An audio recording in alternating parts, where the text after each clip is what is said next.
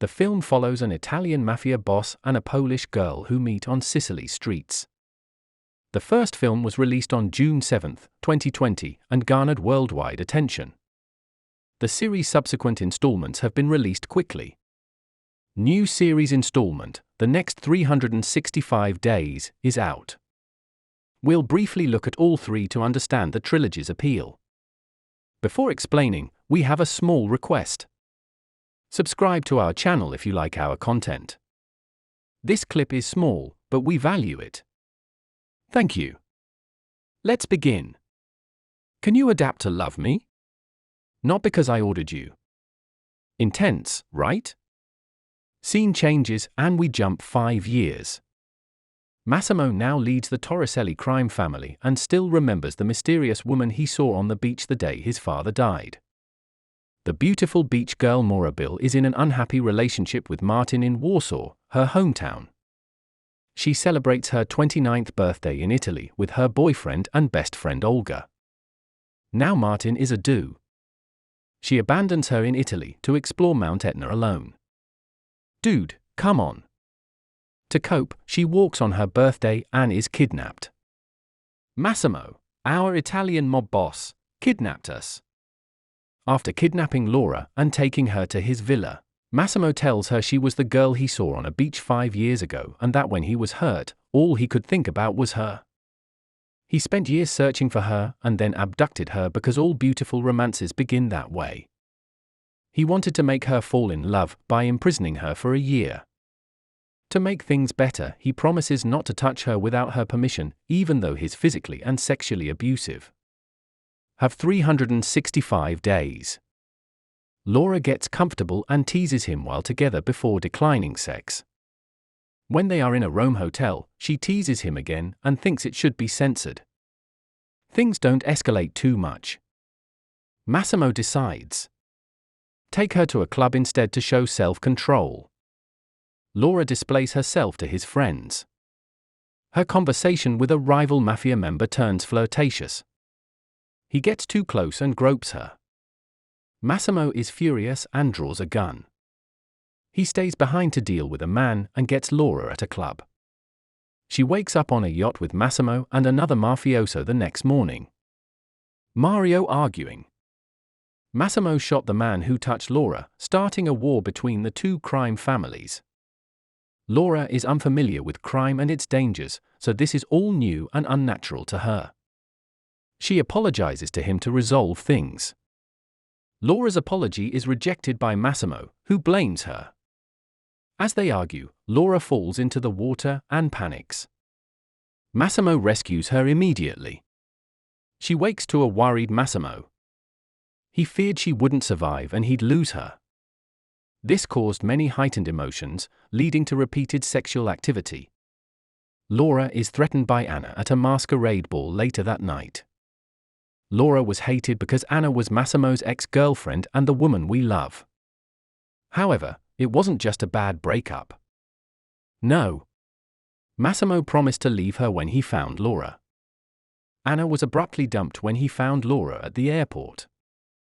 They say a scorned woman is the most dangerous. Anna is scary because she's more than a scorned woman. She is also mafia.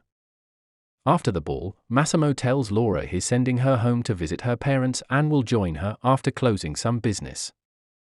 Laura is clearly afraid Anna will hurt her. Domenico, one of Massimo's right-hand men, assures her she won't be hurt and to wait in Warsaw. She does that. Many days pass without contact with Massimo in Warsaw. Uncertainty makes everyone restless. She goes clubbing with her best friend Olga to relax, and she sees her ex-boyfriend Martin. Martin is a douchebag, so he tries to get her back together after all he did. This includes following her back to her apartment. Massimo awaits her at the apartment. They hook up for the night after Martin leaves. You been? Do you realize my ordeal? When she opens his shirt, she finds chest wounds. Due to his family's conflict with Anna's. Yeah. Mafia life is hard. She confesses her love. Naturally, Massimo proposes the next morning. She says yes again, but she asks him to keep his work a secret from her parents, which is understandable. I doubt any parent who doesn't like mafia life would be happy that their daughter is marrying a dangerous man and putting her life in danger. Mario informs Massimo of rising Italian tensions. Laura, however, refuses to see a doctor despite being sick. She tells her family not to attend their new deals because she doesn't want them to learn what Massimo does. Massimo lets Olga be Laura's bridesmaid. Olga visits Italy. Laura announces her pregnancy. Olga convinces Laura to tell Massimo about the pregnancy. Laura calls him after dinner to talk. Don't forget that the movie is about mafia families while these two are dating. The rival mafia is planning Laura's murder. Yes, then. Laura's car stays in a tunnel. Mario rushes to Massimo after Laura's call drops, realizing he's lost his fiancée. Massimo has a meltdown. Will a police cruiser block the tunnel entrance? If you think I'll give my father's empire to a dog. This day, your wife is with us 365 days. After the first film, this one provides closure. Laura survived the accident, but her baby died. Her marriage to Massimo is shown. On their honeymoon, they enjoy each other. However, life must return to normal. Massimo returns to crime while Laura struggles to stay busy. Since they rarely do things together, their day is filled with arguments. The literature for you to do looks like movable furniture. Nacho, the gardener, joins the story. Since Massimo and Laura fight constantly and she stays home. Nacho and Olga are her priorities. Massimo gives Laura a fashion brand to keep her busy after Laura tells him to use her time better. This doesn't fix her communication issues. Massimo mentioned his brother but didn't tell Laura. He left without discussing it. Instead, he kept quiet. At a party, his lack of communication cost him. Laura discovers Massimo in the bathroom with his ex-girlfriend Anna. Her anger drives her to leave the party, where she meets Nacho. She accepts his offer to drive her away. After talking, he asks her to come to Spain with him. Her gardener is trusted for some reason. She flees with him instead of telling her husband what happened. Take me anywhere. I thought she would know better than to run away, especially since she is his wife and a mafia boss, and his enemies want to target his weakness, which is her. Her life on Nacho's island seems fine. Yeah. The gardener's beachfront villa is lovely. He defies death by telling Laura that his father is rich, but he wants to do something. Massimo is fuming and going crazy trying to find his wife, while Laura is surfing with Nacho, meeting his sister, and dreaming about him on the island. To determine if Laura left on her own or was there foul play, he meets his ex-girlfriend Anna. Anna didn't cause Laura's disappearance, but she did make her run away one day. Nacho asks her to meet his father the day before they're supposed to. Nacho tells Laura who he is. I'm Marcella. Tomatoes. Dom's son. Fernando. Nacho is actually a rival gang's son. Laura will be used by his family to stop Massimo's expansion. Despite being shocked and hurt, Laura goes to his father's house with him. At this father's house, Nacho tells the guards that Laura is with him, but they insist that his father told them to keep her safe, so he leaves Laura with 2 security guards. Argumentative Massimo Nacho. He's using captured Laura as leverage. Nacho realizes Laura was taken by the wrong guards during the argument. They recognize double-crossing. Massimo and Nacho rescued Laura quickly. Meanwhile, Laura meets Massimo in an old church. She confronts him about cheating.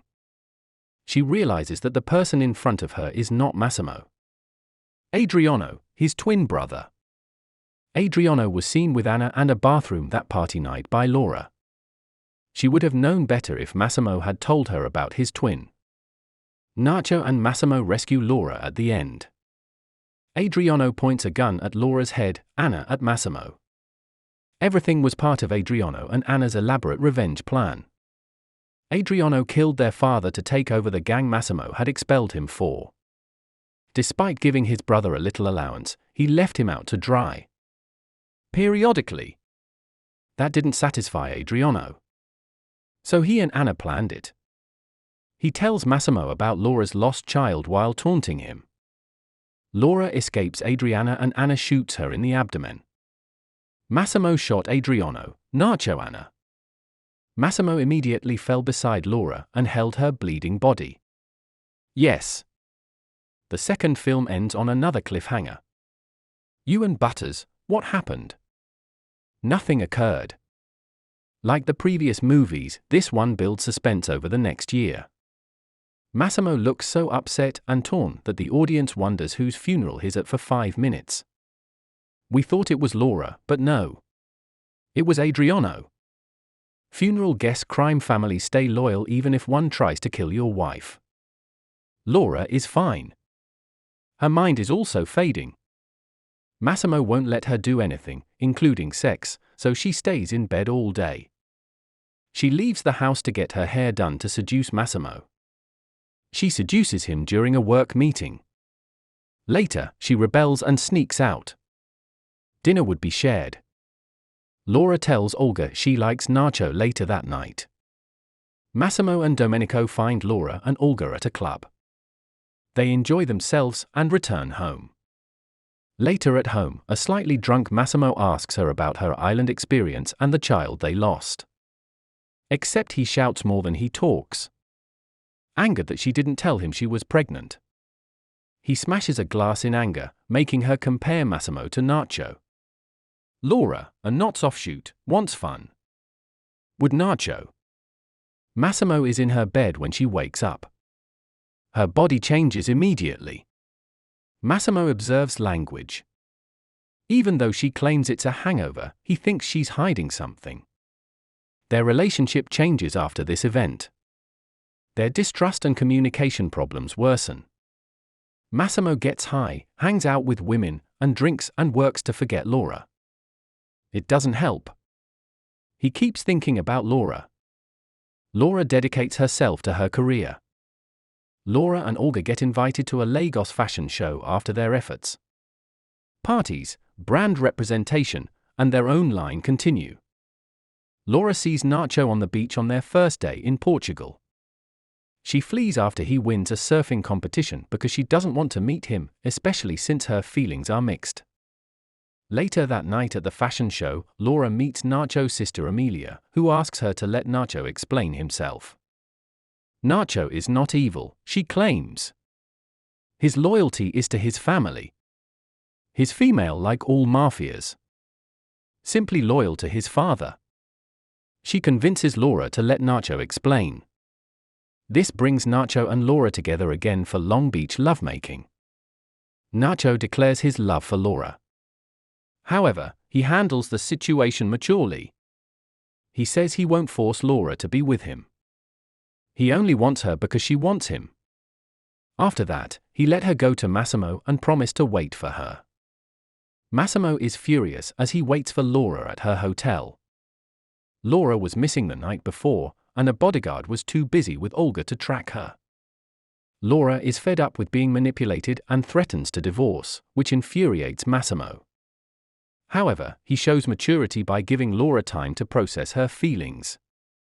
He returns to Sicily after she requests the private plane. To process her feelings, Laura returns to Poland.